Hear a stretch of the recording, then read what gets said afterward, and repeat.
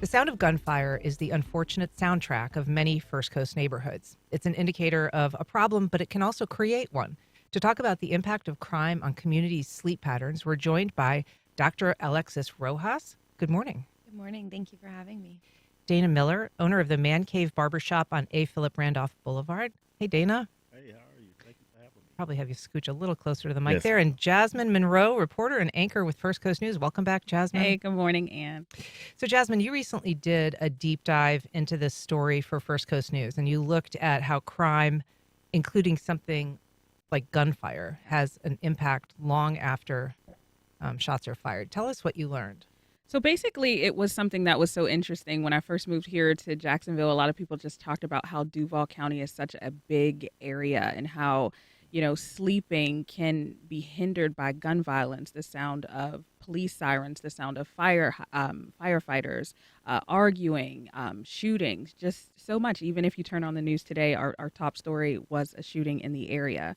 So my interest was, how are people sleeping in these areas? So I actually looked up the story, and it was Northwestern University who did a study on the importance of sleep and how it can hinder anything that you do, how you live your life, how you wake up, how the decisions that you choose to as well.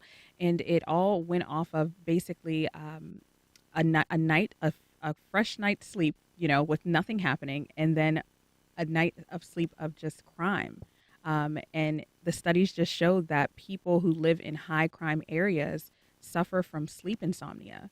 And that was just horrific. I spoke to a woman, her name is Robin Clemens, and she told me that she took two different medications and a melatonin in order to go to sleep, and she still hasn't had a good night's rest. She lost her husband, she lost her brother-in-law, she lost her son, all to gun violence. And it's really hard to just wrap your mind around how you can get a good night's sleep after losing three people so close to you.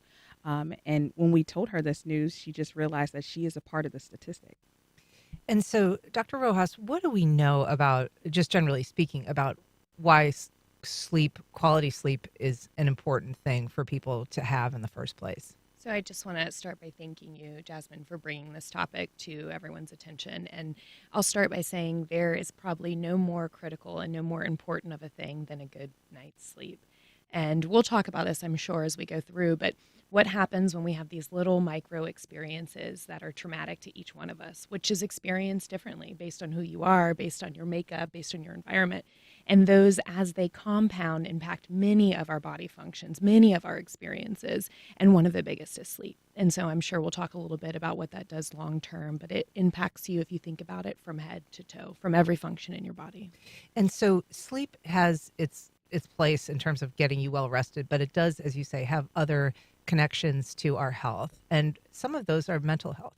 Absolutely. So we see a lot of patients at UF Health where I work, and a lot of those patients come in with major traumatic experiences, bad car accidents, attacks, assaults, etc. And many of those patients, sadly, this is not their first experience. And so we see chronic repeated nightmares. We see delayed initiation of sleep. So that is how long it takes you to fall asleep at night. And that's actually a lot of what you talked about, Jasmine, in your article. We see frequent disruptions in your sleep pattern. We also see things like regression in young kids. And so whenever there's been a traumatic event that happens or repeated chronic violence, we may see things like regression, where they start wetting the bed again, or they start having tantrums. So it impacts behavior, psychiatric health, etc. Dana, you own a business right around the corner from here on A. Philip Randolph, Yes, I do. Man Cave Yes, Man Cave Barbershop. Barbershop. It's on the east side. You've had personally several experiences with loss and trauma. Yes, I have. For my brother, he was murdered in 1992, and the trauma of having him being murdered, I still feel the effect of it today. Some people say you'll get over it. Time heals all wound, not a murder, not knowing someone's life was taken, and you will suffer insomnia, sleep pattern dysfunction because of a murder or a crime that was committed in the community. And as the doctor and my sister was speaking of, is that it affects your livelihood, and it affects the way you treat people, your attitude, way you look at life, um, the lack of hope, and it's just a pattern that affecting a lot of families and friends in the community, especially the community that I service. And you mentioned your brother, but there have been more recently than even that 1992 Oh murder. yes, yes. It's sad to say, just lost a young client of mine a few months ago. Let's say in the past 10 to 13 years since I've been back out east, I've seen or witnessed a nephew murdered. Um, some of my clients, I'm talking about young boys in their teens, and some in their older. And a young guy, he was a good friend of mine. He was murdered about December 1st last year. Just came from a high school basketball game, standing out on the block with his friends, and he was by himself, and the car just drove up and shot him and killed him right there in the neighborhood. And just think, every day these kids are hearing these sirens. They're hearing about death on the streets. They're seeing the blood in the streets, and it's really a trauma. And it's hard to sleep at night because you don't know will a bullet fly through your window, or you walk out the house and catch a bullet. It's very sad. It's very sad. Your line of work, I mean, you're a barber, obviously, but you, in addition to that, do work that exposes you to a different kind of trauma on a Yes. regular basis. Tell us about the work that you do in preparing people who've been killed. Well, I've done a documentary on my life with my brother being murdered, and I was shot myself 10 times in the past. And I'm able to relate with the victims or victims' family member, or the young brothers, the young guys that come in my barbershop to get their hair cut, or older guys. And I know what they're going through. So I'm able to talk with them and try to give them some type of relief or some type of comfort, knowing that I've been through it and just have to stay prayed up because it's really a tragic, and it's really a problem in our community, and it's hard. It's hard. Sometimes I have to act like I'm their father, the psychologist, a psychiatrist, or someone, just a mentor. I have to play all these roles being the community barber. And I have to know how to separate the two when I go home, not to take that trauma home with me. So just like we said, I lived in that type of environment, that community. But I stay, the community I stay in now, it's a real nice community. I go home, I sleep well at night, and it does affect your way of life daily. It makes a difference. It does. It really does. You also work with a funeral home. Yes, I do. Talk about the work that you do there, because that's another exposure that most people wouldn't think about. Oh, when I think about, well, I work for Q.L. Douglas Funeral Home, and what I do is I go in and I repair the damage that was done to the gunshot victim. They may have patches of hair taken out where they was shot in the head, and I'll go in and reconstruct that where you won't even tell that they've been shot. But the sad thing is, it's the age of the young guys that are coming in those funeral homes, in the back of that funeral home. 16-year-olds. You see a young guy, just heard him the night before on the news, and my boss here called me to the funeral home and said, Dana, I have another client for you. And just to think it's that young guy I just saw the news that was murdered. It affects you. You have to put on tough skin to go back there to be able to do that type of work.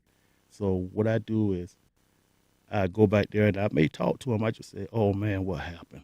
What happened? You're young. You're a handsome young fella. Oh, man. And my heart goes out to their family. But now I have to psych myself out. I see so much of it, and how I do that is I look at them as mannequins, as a stiff dummy and not a person. And that's the only way I'm able to get through the trauma of not allowing it to really affect me and my sleep pattern. I used to go home after I leave the funeral home, and it'd take me like a couple of days to really get it out my system. And I have to have the lights on at home to go to sleep comfortable. But I'm doing well now. Jasmine, Dana has obviously been through an extraordinary amount of, traumatic experiences in his life. But we do know, and you've reported, that every one of these incidents has a ripple effect.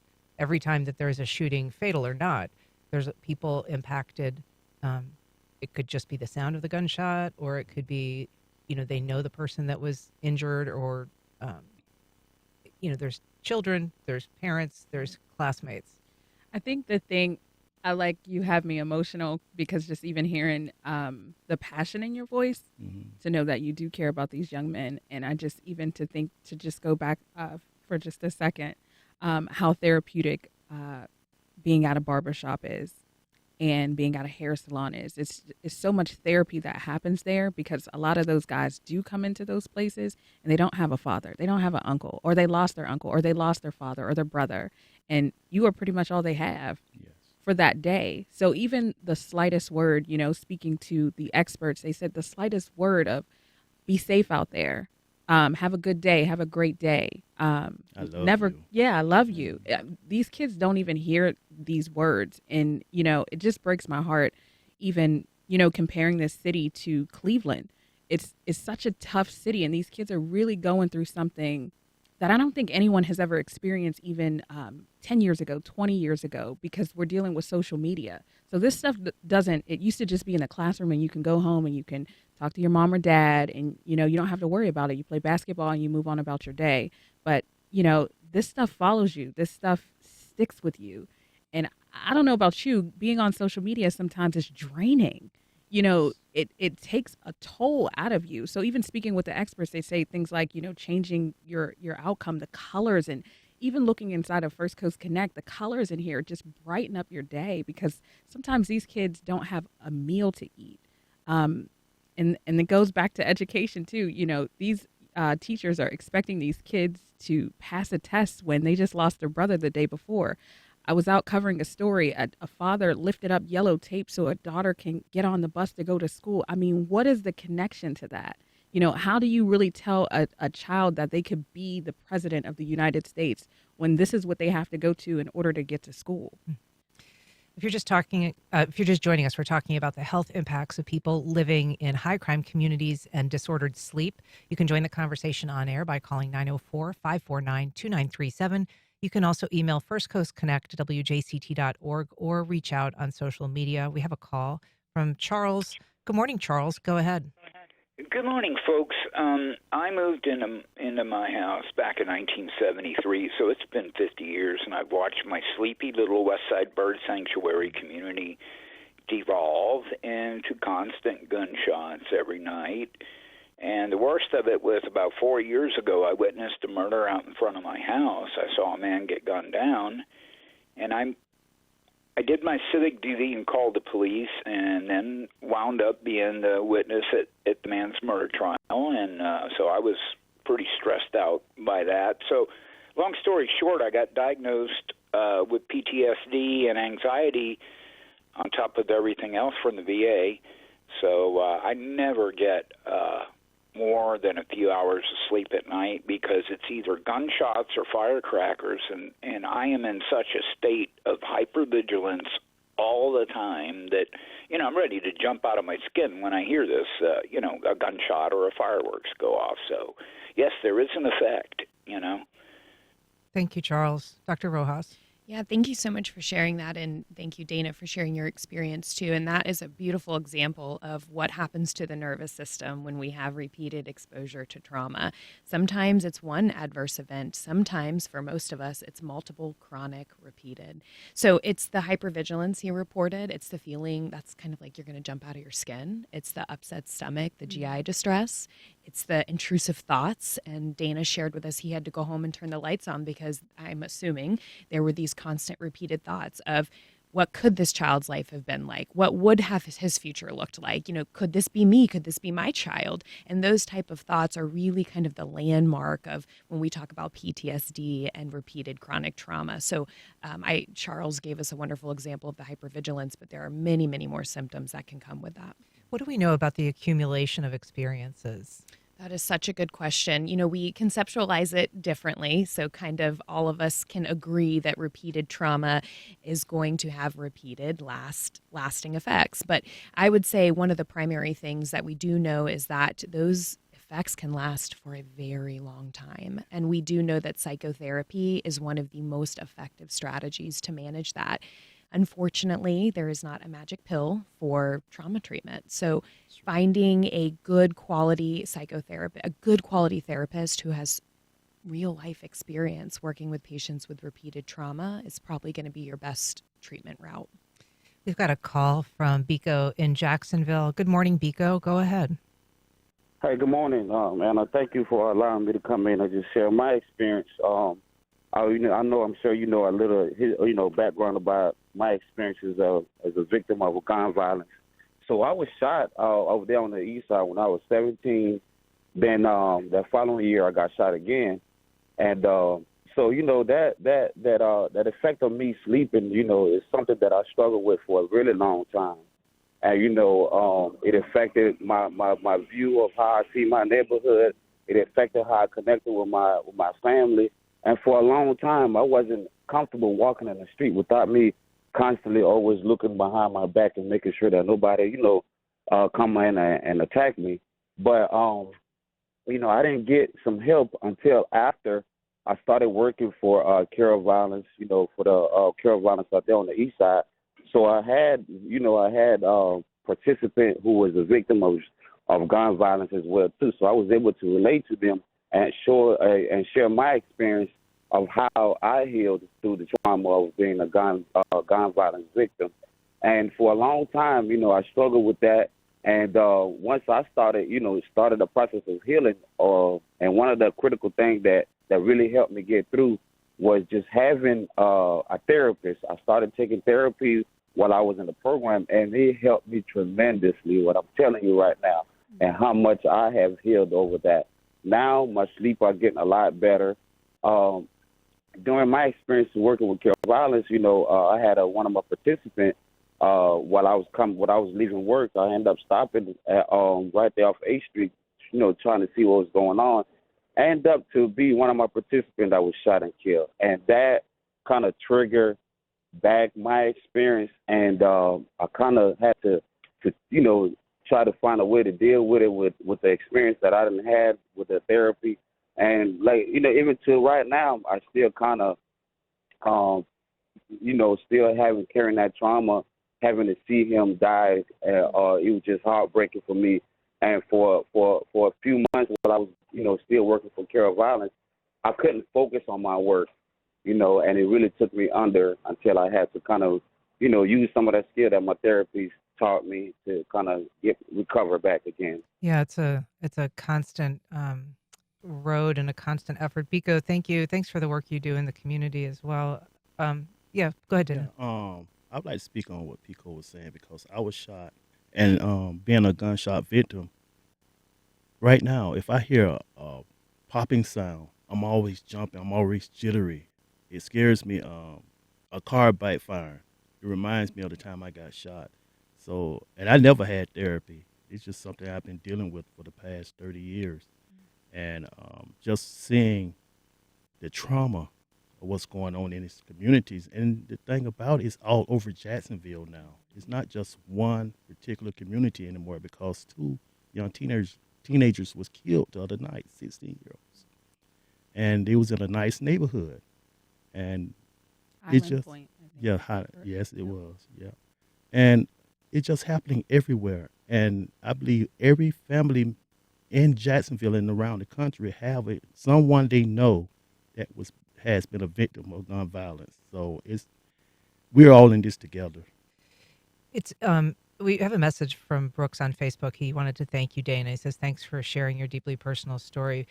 We do know some data in terms of what is captured by the system known as ShotSpotter in this city. So that is a policing device that's used to pick up gunshots and allows police to respond to a gunshot if it isn't phoned in 911.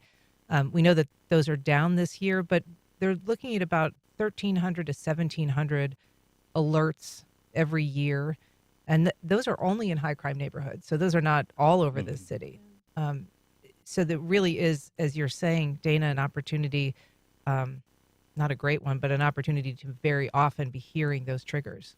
Yes. Yeah. I was going to ask you, Dana, what was the reason why you chose not to go to therapy?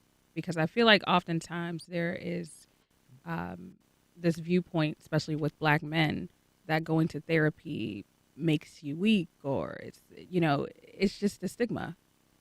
Well, it was never offered to me. Yeah. I have no problem with going to therapy, but it's not offered to my community like that. No one's coming in saying we have this workshop or we have this team of doctors that you can come and talk to. And then a lot of guys in my community, they don't trust. They don't trust anybody. They try to hold on to their masculinity, their manhood, thinking if I talk about that, I show weakness. I can't survive this. So we're all in survival mode, and it's sad. And if I might, Dana, one of the big things I was hoping to address today was how challenging access to care can be. And so when we talk about making sure that everyone can get equal opportunity and access to see high quality trained psychologist or therapist to get the treatment they need, that can be very difficult. So we do need to be communicating about that. We do need to be talking about that.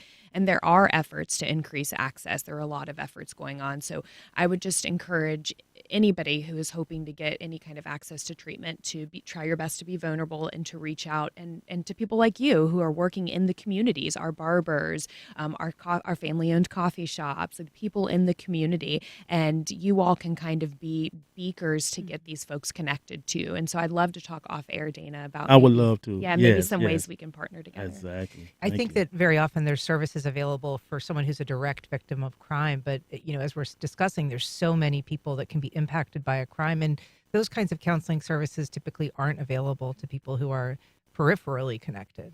So I know one of my colleagues was able to run a violence prevention program many years ago through our institution, and it was greatly successful, but contingent, like most programs, are grant funding and things like that. And so we hope to continue those efforts because I couldn't agree with you more. Secondary or tertiary trauma, just being secondarily exposed to these things increases your risk greatly to develop something like moral injury and eventually PTSD. So there has been some research on this in terms of the really manifold impacts of being a crime victim or knowing someone, being close to someone who's a crime victim, especially for children. There was a recent analysis done that found that, first of all, that surviving a gunshot wound as a child can really turn them into lifelong patients, was the phrase that was used. So that the recovery is not a foregone conclusion. The costs are enormous, that the year after an injury, that medical costs for a child that's been shot increases by an average of $35,000. That's ER visits, home health care, hospitalizations. But also, those are people who survive, but those costs, trail them and their families. And we know that financial strain can also be, cause its own fallout. Well, I'll add, this is a beautiful example of why it's so important that large health institutions have psychologists on staff in their trauma units, in their trauma teams. And that's a part of what, our program was the first to do it many, many decades ago. And every patient that comes in under an acute trauma that is hospitalized and admitted, we are often consulted, and we come in and we're able to begin the trauma treatment, Dana, that you and I kind of just quickly talked about right there. And now, of course, in the beginning, we're managing acute symptoms, but we can also help facilitate connection to care when they transition out. And so getting ahead of it early and making sure these pediatric patients especially are connected to services right after the initial event is very important. And Go ahead, Dana. you know what's so amazing? There are a lot of guys that want help, and they're seeking someone to talk to. That's why they flood my barbershop, talking with me because of my experience. And to have an organization to come in and that we can come together and offer these services, that's something that my partners and I, business partners and I on the East Side Quarter, out east, we've been trying to put together, and being able to partner with you, Doctor, it would be tremendously a blessing. It's interesting, Dana, when I was preparing for this program, I was talking to a local crime, he's a community advocate who focuses on crime. And he said he knew a lot of people who were willing to discuss an incident, a shooting or a killing, but they didn't want to discuss the personal impacts like sleeplessness. Yes. And I think that goes to what Jasmine was saying about there being, it's sort of stigmatized to talk about the emotional impacts of some traumatic events. Yeah, because they have an image to uphold. Mhm. And when they're talking about sleeping patterns and talking about their personal space, make them look weak. That's what they think. But to me, you have to be vulnerable. You have to allow yourself to feel your emotions. That's the only way you can heal. That's how I was able to heal. I had to completely break down. And when I was able to break down by the grace of God, I was able to build back up. That's why I'm where I am now in life, because I was able to look at that incident and try to learn from every experience that I have, and being able to give of myself to help my community. And I see it every day. Guys coming in my barbershop talk about their marriage, talk about lost friends, and they're going through trauma every single day, and there's no help. So I want to open up my barbershop to be able to help these guys. And I'm looking forward to working with you, Doctor, partnering with you on this. I think it's also, I was going to also add that sometimes it gets overwhelming because I know that specific programs, Big Brothers and Big Sisters, is what I work with, the LeBron James Family Foundation. Sometimes often you hear these stories and you realize this is too much for me to handle, and you don't have that person to go to. So I do suggest you, when you do take advantage of these opportunities, to, when it gets too heavy for you, to reach out for those Yes, experts, yes. because sometimes you can steer somebody down the Yes. wrong way, or lead someone That's to true. that even, terrible advice to get them in a situation.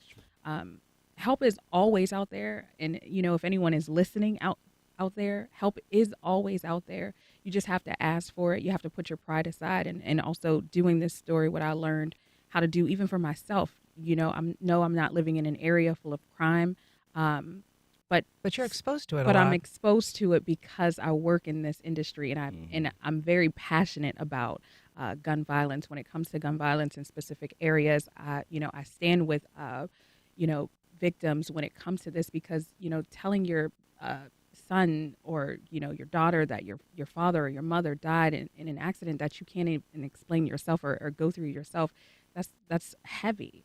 But what I did learn is how to compartmentalize things, and how to put things, after, like you said, like I have to leave work and I have to put that there. I can't take that home. That's right.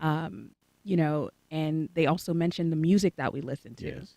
the food that we eat, the people that you hang around. Too much, too much of something is never good, right? We all know that. But it was compartmentalizing that helped save me, I would say. And I think you made a great point that it's therapeutic in nature just to share, just to have community. But there is a point where there are clinical needs that need to be met. And we do Yes. have to be very careful there, because we as human beings want to be able to predict the future, but we often can't. So we need to be very careful about what kind of advice or information we're sharing. And I would always encourage to just share with somebody, hey, this could be really helpful. Maybe you should call this phone number. This could be something that could change your life, because it's not just the sleep that's impacted. It's your nervous system arousal. It's your appetite. It's your irritability. It's your relationship with others. This is a spiral. And if we don't get ahead of it early, then we could see long-term impacts to all of those areas of life. I want to take a call from Felita. Good morning, Felita. Welcome to First Coast Connect. Good morning. Good morning. I was calling just to say thank you for this segment this morning. Thank you so much. Felita, you've had some experience with crime. We've spoken in the past. How has it impacted your ability to sleep and that kind of basic level function? Well, me being a survivor of gun violence, being shot 13 times and left for dead, and actually being shot by someone from my community. I also grew up on the east side of Jacksonville, and I was shot by someone I knew and had known all my life. When I got shot, being that at that particular moment he was still on the run, it was hard for me to do anything. I couldn't sleep. I couldn't even come home after I was in the hospital for over a month. I had to have an officer there with me every day, every minute of the day. because he was still on the run. And I went to my mom's house when I got out of the hospital because I was scared. I couldn't sleep. I really didn't have an appetite, and this went on for months. And so it is very traumatizing. And then just to not have counseling, this happened to me exactly 20 years ago, and I just got counseling like in the last two years. Thanks, Felita. And I am glad that you are getting some counseling. We have an email from Shannon. She says, I have a friend who was a teacher at a Title I school, and she said she had a full nap corner for kids because they would come in and obviously not have slept at all. Wow. Isn't that sad? So it's kids coming to school with no sleep because of the neighborhood they live in. So, And we know that sleep disruption early in life has major impacts on your overall physical health. You know, we've all heard of ACEs, of course, and these are traumatic experiences that we kind of tally up, things that we've experienced that cause us to have greater risk for either later on health conditions or psychiatric conditions. And I think we could all agree that sleep is one of those primary factors. And one of the experts that I also spoke to too, they described sleep as breathing, as eating. Sometimes people just go without sleep and think that's okay. Is that okay? No, no, that is not okay.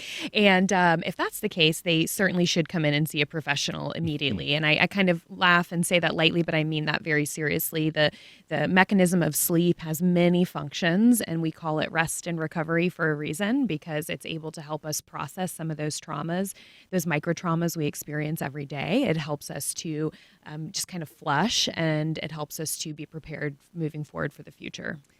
it's an important topic, and I thank you all for coming in and talking about it today. And Dana, especially for sharing your stories and your personal experiences. Thank you. Thank you for having me.